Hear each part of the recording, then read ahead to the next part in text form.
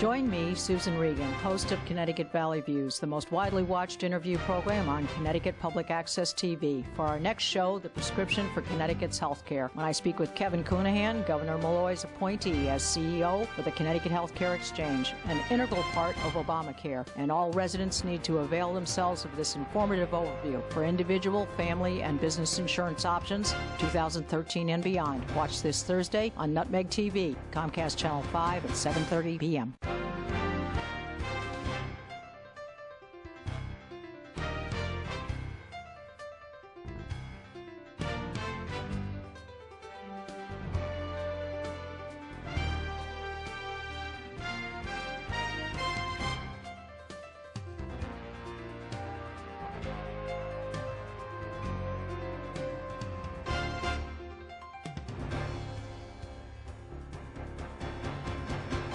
I'm Susan Regan, your host for Connecticut Valley Views, and today we are going to be speaking with Kevin Counihan. He's the Chief Executive Officer of the Connecticut Health Insurance Exchange. It's a pleasure to be here.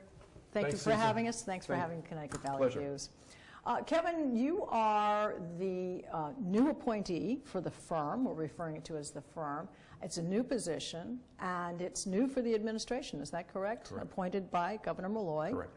So this firm is going to be encompassing all of what we hope will be some answers for the state, for people, and for healthcare insurance. Yeah, I think that's right, Susan. I think in a lot of ways, insurance exchanges are stores.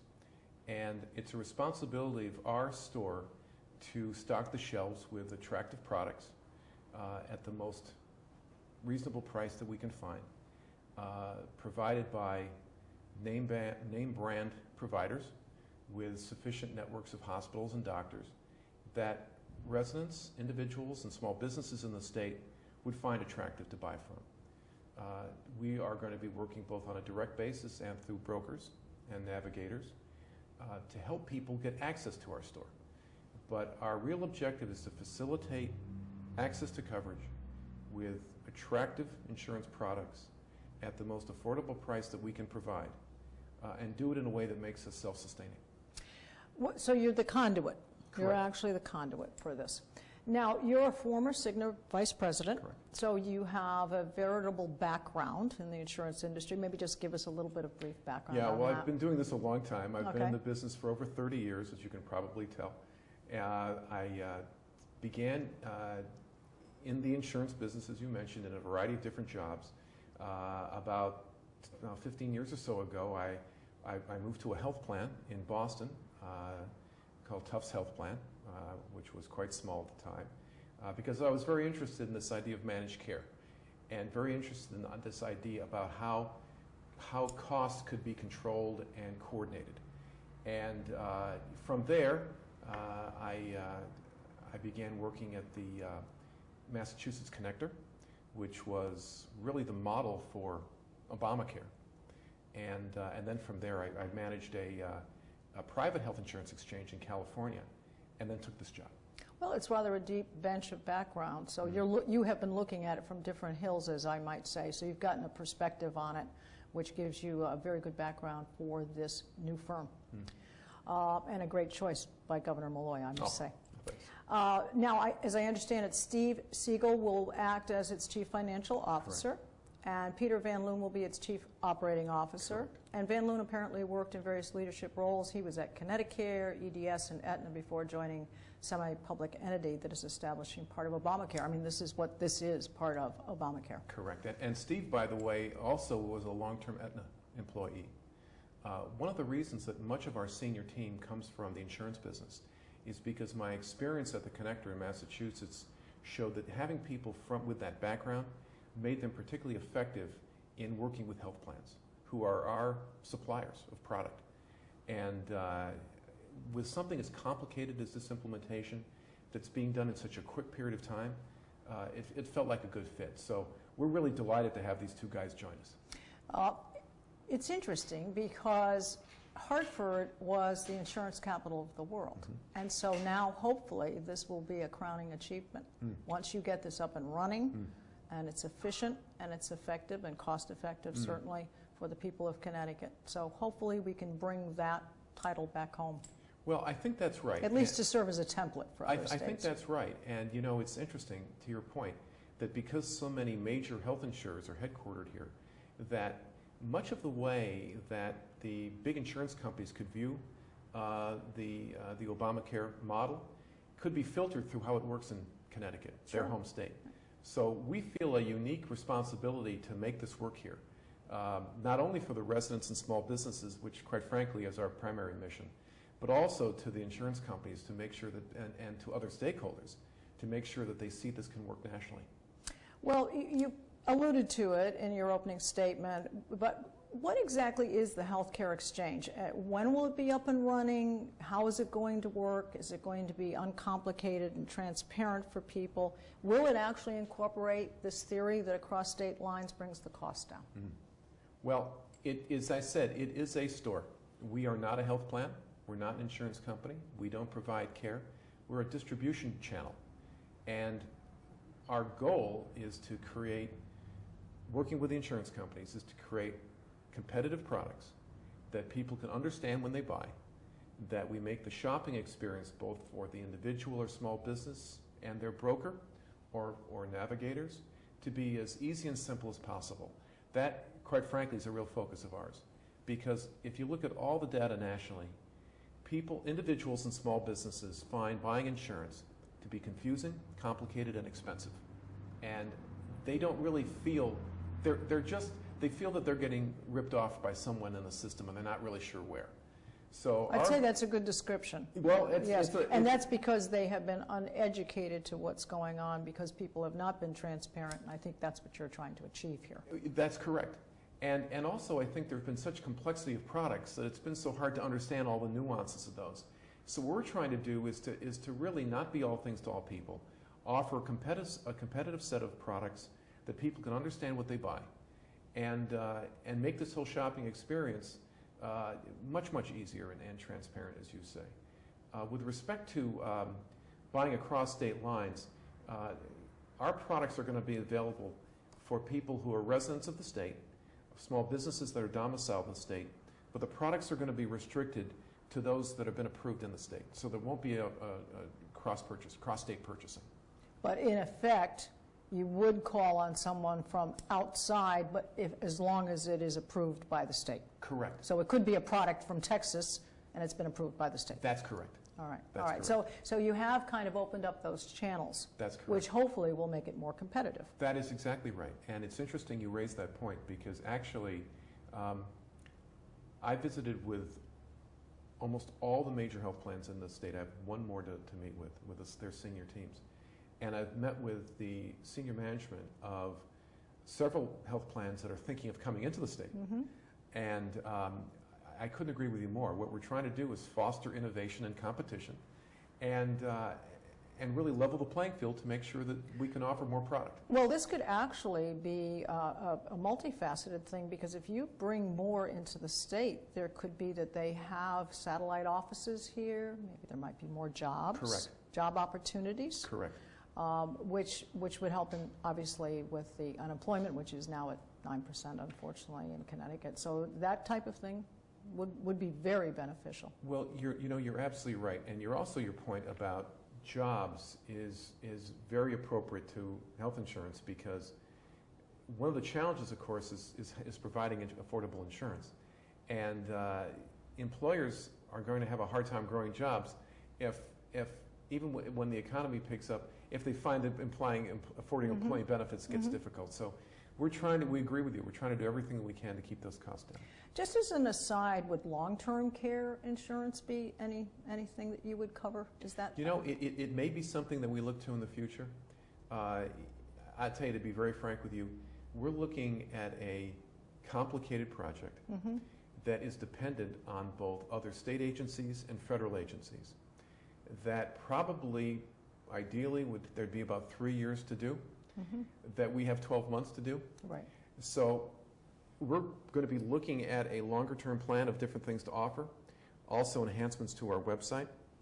But in order to start by October 13, we just need to get the basic core functionality up and running. So I would say that yes, There is an opportunity for that, but not short term. Well, let's talk about how it's going to be funded. Will you have state funds, federal funds? How will this work? So there are no state funds involved in this. So we haven't impacted the budget. Correct, not one bit. We are getting some initial seed funding from the federal government. That will last us through December 31st of 2014, at which point we have to become self-sustaining. So beginning of January 1, 2015, we have to be fully self-sufficient. All right, well, now, I don't know, can you share with us the budget? Is the budget in places yet, or where are you with that? The budget is not yet in place. We have a recommended budget that's been approved by the Finance Committee of the board, and that is going to the full board in a few days for voting. So right now, we don't have an approved budget, but we will shortly. All right, now let's go back to the public, because what we're trying to do in this interview is to clarify things for everybody. So if we understand this correctly, the Affordable Care Act mandates that everybody must have health care insurance. Everybody over 18 Correct. must have health care insurance. And otherwise there will be a penalty, but the Supreme Court is calling it a tax. Correct. What happens if they pay this fee and they still don't have insurance, but they need medical care, and then it becomes even more expensive because it turns out they need an expensive operation and so forth? How are those expensive charges going to be covered? Who pays for that? How does that part happen? Well, essentially what happens is if an individual, for example, decides to forego the mandate and pay the penalty, and then has God forbid, a catastrophic illness or condition, it would be treated as if they were uninsured. So, for example, they may go to the emergency ward, emergency room. They may be treated. There may be a very expensive bill, and that bill would be sent to that individual for payment.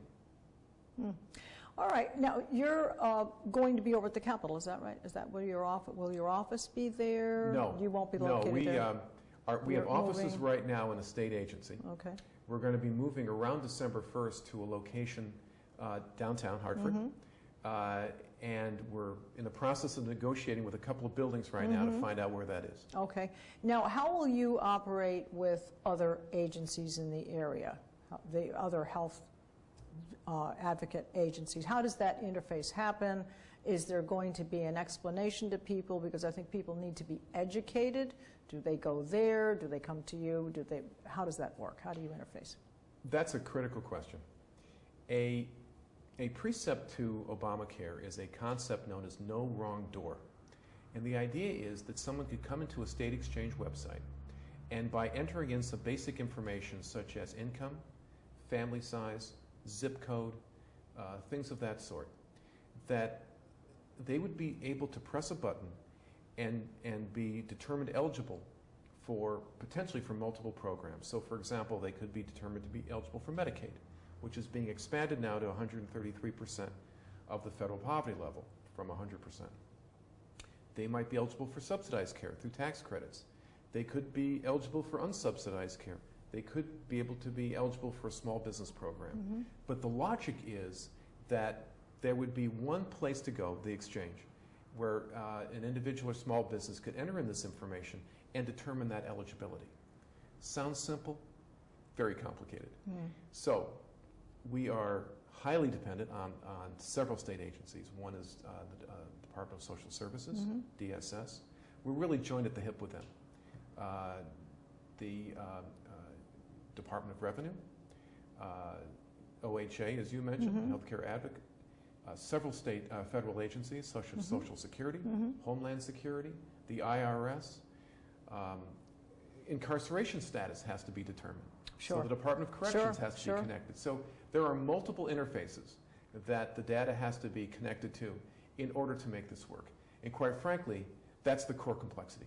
And as you said, this is going to take a while. I mean, it should. Normally you would get a number of years to set this up, but you're trying to get this going quickly. Right. So there are going to be sort of lessons learned as you go along, and there'll be corrections to be made along the way, which leads me to asking the question about Romney Care.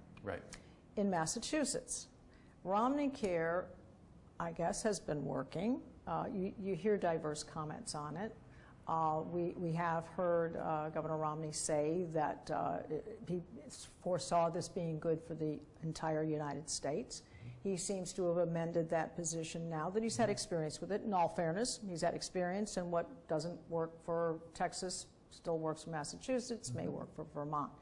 So with that in mind, what do you think Romneycare is working in Massachusetts? Are they running out of federal funds? What's your thought on that? Well, my thought's the following. If you look at basic facts, they're the following.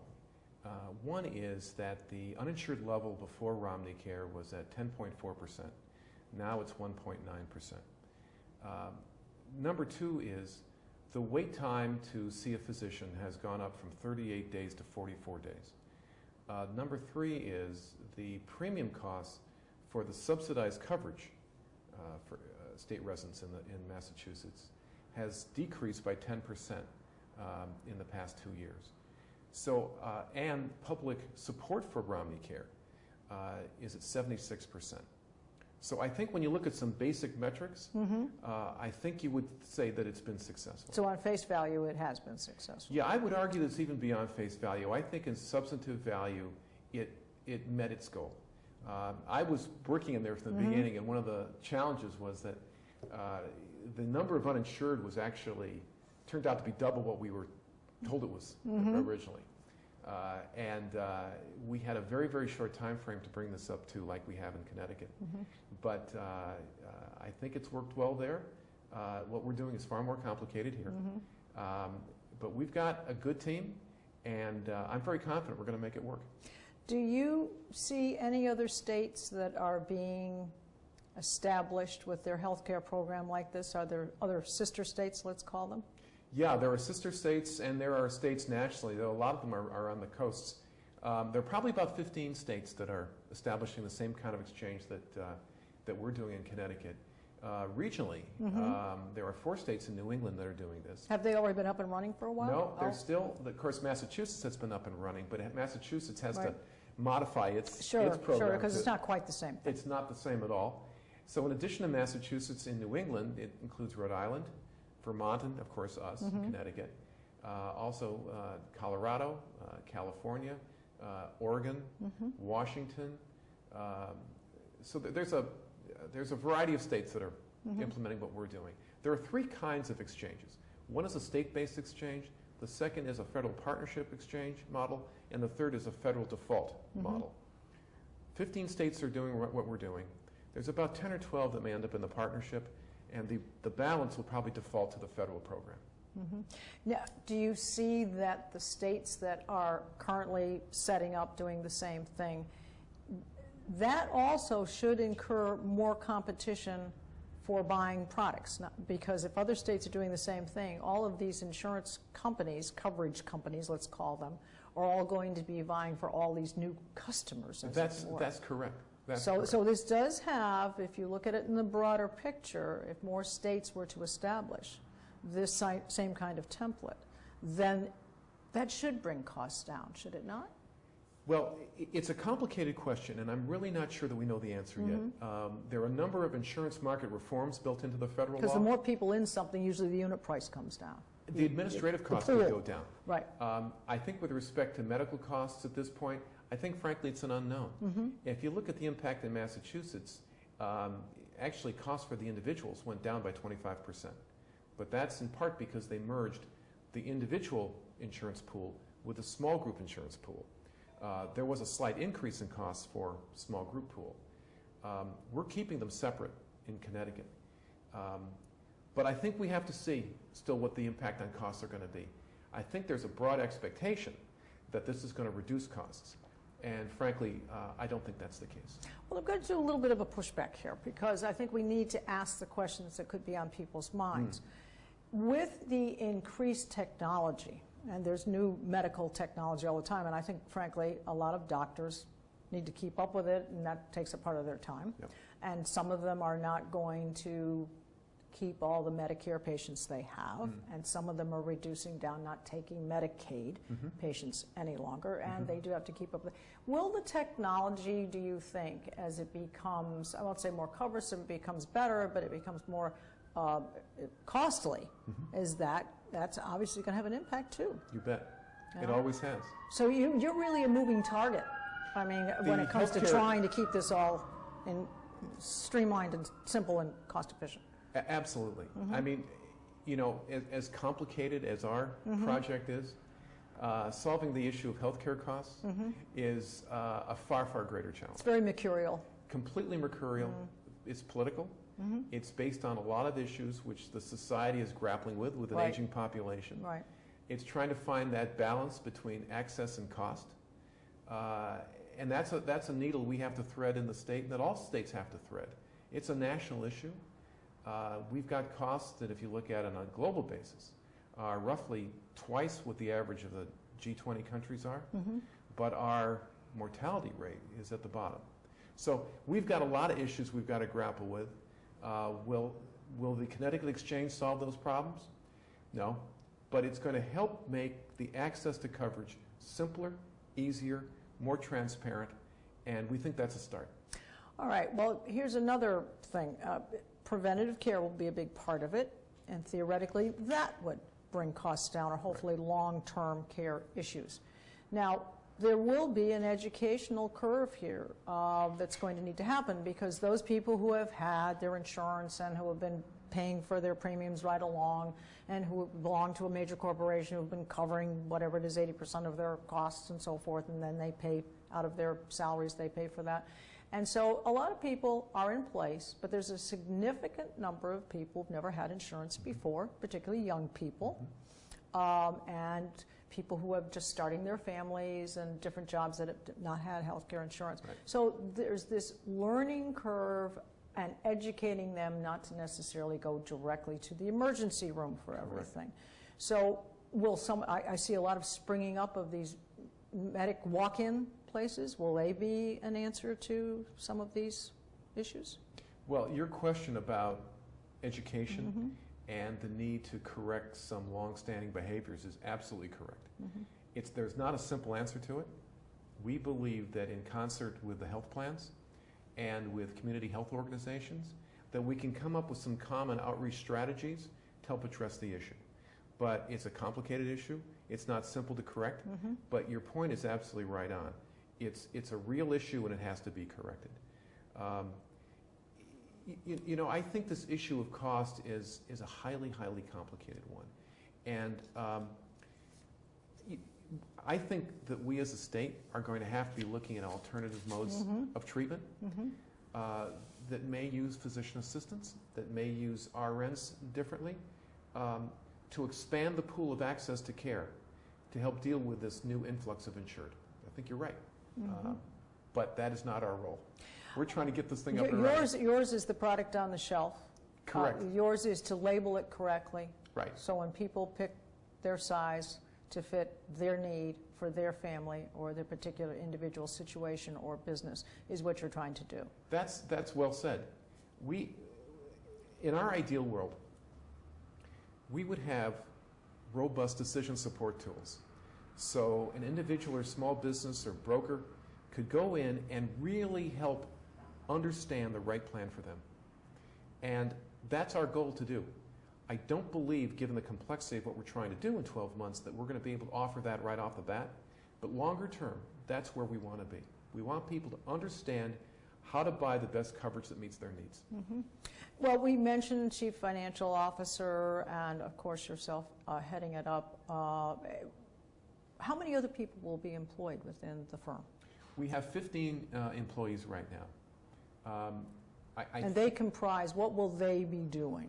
It comprises all the basic functions you think of a business. So, for example, we have people in marketing, we have people in operations, we have people in distribution, we have people in policy because of the nature of the Obamacare law. We have a general counsel. We have all those kinds of basic functions, the finance department, all the kinds of things to lead us to self-sufficiency. Well, one other question I'd like to ask, because it has been stated, and I think people need to have an answer to it. What they've heard is that they can keep those who have had insurance right along, had a primary care physician. Will they be able to? I mean, it's not your responsibility. I can see that your agency is probably going to be found fault with anything that goes wrong anywhere in healthcare. You guys will be the ones who may be faulted simply because you've identified yourself as the healthcare insurance exchange. That's one of the recruiting tools that we use, is the opportunity to be blamed. Right, to be blamed. But I guess one of the things is, do you perceive, having been in the insurance business for so long, do you perceive this as being, I'll be able to keep my same doctor, I'll be able to keep my same situation? Do you think, I mean, your experience is, I think we need to give people a sense. I agree. No, I agree. You know, right now there's only one model up and running, and that's Massachusetts. And if we looked at Massachusetts with that question, the answer would be yes. Now, we all know that the world keeps changing. Provider systems in hospitals acquire one another. Physician groups expand. They get acquired by a hospital organization. They become a physician hospital organization. There's a variety of movement that changes all the time in this world. That can be, and those changes will happen irrespective of Obamacare and irrespective of the exchange. But on the basis, to answer your question generally, on the basis of what occurred in Massachusetts, the answer is yes.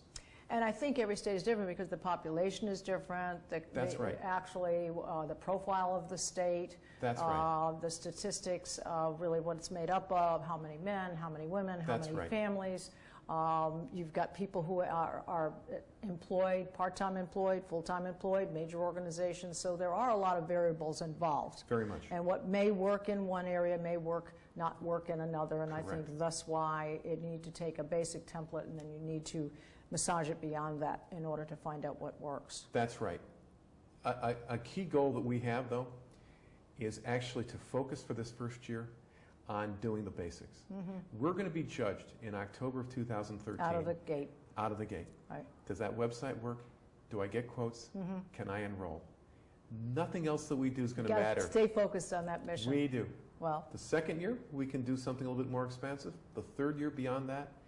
But we're going to be measured on some basic. You got to build the house on the brick, on the firm ground. You bet. And not sand. You bet. Well, I do want to give the website. It's a current website, and you said it may change down the line, Correct. but that would be re-advised otherwise. But Right. the current website, please correct me if it's wrong. It's ct.gov/HIX. Is that correct? That's correct. That's exactly right. All right, so folks can go to that website and get the information you have currently, and things will progress as you go from there. You've been very enlightening and very candid. I do appreciate that, Kevin. Thank you so much. It's a all pleasure. right, thank you. And for our viewers, you can see all of our programs on our website at www.ctvalleyviews.com. This is Susan Regan. Thank you for joining me and bringing proof to the people.